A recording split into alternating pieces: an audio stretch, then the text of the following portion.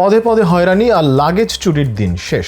যাত্রীদের সর্বোচ্চ সেবা নিশ্চিত করতে রাতারাতি বদলে গেছে হযরত শাহজালাল আন্তর্জাতিক বিমানবন্দরের চিরচেনা রূপ। এখন আর পোহাতে হবে না ভোগান্তি, হারাতে হবে না লাগেজ থেকে শুরু করে যে কোনো পণ্য। সেই সাথে দ্রুত লাগেজ পেয়ে স্বস্তি পেয়েছেন প্রবাসীরাও। কিন্তু কিভাবে এত দ্রুত সময়ে বদলে গেছে দেশসেরা বিমানবন্দরের রূপ, তা যেন এক বিস্ময় হয়ে আছে। চলুন তাহলে দেখে নেওয়া যাক সংস্কারের হাওয়া লেগে কিভাবে দেশের ব্যস্ততম বিমানবন্দরে বড় ধরনের পরিবর্তন এসেছে। যাত্রীদের সীমাহীন হয়রানি আর ভোগান্তির প্রতিযোগিতা হলে বাংলাদেশের বিমানবন্দরের কর্মীদের হারানোর ক্ষমতা কারণ নেই। যারা দেশের অর্থনীতির চাকা সচল রাখার জন্য দিনরাত প্রবাসে কাজ করে, পরিবার পরিজন দেশের মাটিতে রেখে বিভিন্ন সময় দেখা যায় এমন রেমিটেন্স যোদ্ধাদের সঙ্গে বিভিন্ন অহেতুক আচরণ করেন বিমানবন্দর কর্তৃপক্ষ। তাদের বিভিন্ন সময় বিভিন্ন অনিয়মকে নিয়ম শেখানো হয়। স্বাধীনতার 50 বছরে এসেও দেশে এমন টাকা পাঠানোর মেশিনদের ন্যূনতম কোনো মর্যাদা দেওয়া হয় না। এমনকি বিদেশে কোনো প্রবাসী মারা গেলে সরকারিভাবে তার মৃতদেহটি পর্যন্ত দেশের মাটিতে আনার ব্যবস্থা করা হয় না। এছাড়া তো নানা অবহেলা রয়েছে। প্রতিনিয়ত প্রবাসীদের লাগেজ, গুরুত্বপূর্ণ ব্যাগ চুরি হয় বাংলাদেশ বিমানবন্দর থেকে। একজন প্রবাসীর প্রবাস জীবনের কষ্টের মালামাল যদি দেশে এসে এমন নিরাপত্তা বেষ্টনী থেকে চুরি হয়ে যায়, সেটার কষ্ট ভুক্তভোগী বুঝে। সারা জীবনের কষ্ট উপার্জিত মহামূল্যবান জিনিসপত্র, টাকা পয়সা দেশের মাটিতে পা দিতেই শেষ হয়ে যায়, যেটা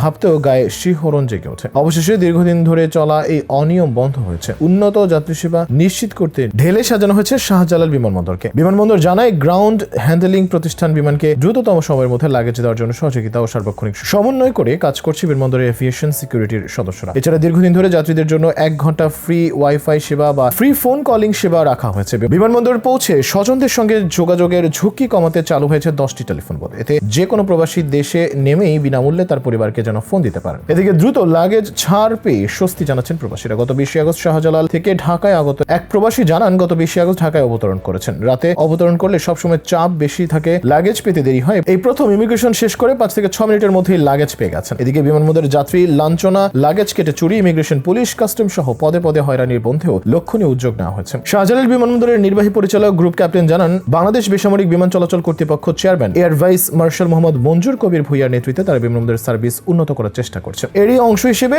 হেল্প ডেস্ক সহ বিমানবন্দরের সব ধরনের সুবিধা আগের চেয়ে অনেক বেশি সক্রিয় হয়েছে। তবে শুধু শাহজালাল বিমানবন্দরই নয়, আমূল পরিবর্তন আনা হচ্ছে দেশের বাকি বিমানবন্দরগুলোতেও। আর এই তালিকায় আছে সিলেট ওসমানী আন্তর্জাতিক বিমানবন্দরের নাম। লোকবল ঘাটতি ও নানান সংকট থাকলেও সিলেট ওসমানী আন্তর্জাতিক বিমানবন্দরের যাত্রীদের সর্বোচ্চ সেবা নিশ্চিত করা হবে বলে জানিয়েছেন বেসামরিক বিমান চলাচল কর্তৃপক্ষের চেয়ারম্যান। প্রবাসী যাত্রীদের যেন কোনোভাবেই হয়রানি ও ভোগান্তির কবলে পড়তে না হয়, সে বিষয়ে বিশেষভাবে খেয়াল রাখতে বিমানবন্দর সংশ্লিষ্টদের নির্দেশনা দেওয়া হয়েছে। বেজিক চেয়ারম্যান হিসেবে নতুন দায়িত্ব গ্রহণের পর সিলেট ওসমানী আন্তর্জাতিক বিমানবন্দরের বহুল আলোচিত সম্প্রসারণ প্রকল্প পরিদর্শন করেন তিনি। 2020 সালে শুরু হওয়া এই প্রকল্পের কাজ আটকে যায় নকশা জটিলতার কারণে। ফলে নির্ধারিত মেয়াদে শেষ হচ্ছে না প্রকল্পের কাজ, বাড়ছে প্রকল্পের ব্যয়। 2025 সালে শুরুতে এই প্রকল্পের কাজ শেষ হওয়ার কথা থাকলেও এখন পর্যন্ত প্রথম পর্যায়ে 22.5 ভাগ কাজ হয়েছে বলে জানা গেছে। প্রকল্প পরিদর্শন শেষে স্থানীয় গণমাধ্যম কর্মীদের সঙ্গে মতবিনিময় করেন বেচিক চেয়ারম্যান। তিনি বলেন, অন্তর্বর্তীকালীন সরকারের নির্দেশে বড় বড় প্রকল্পের কাজ দ্রুততম সময়ের মধ্যে শুরু হয়েছে। এর মধ্যে একটি ওসমানী বিমানবন্দরের কাজ শুরুর পর দ্বিতীয় সময়ের মধ্যে কাজ শেষ করার তাগিদ হয়েছে।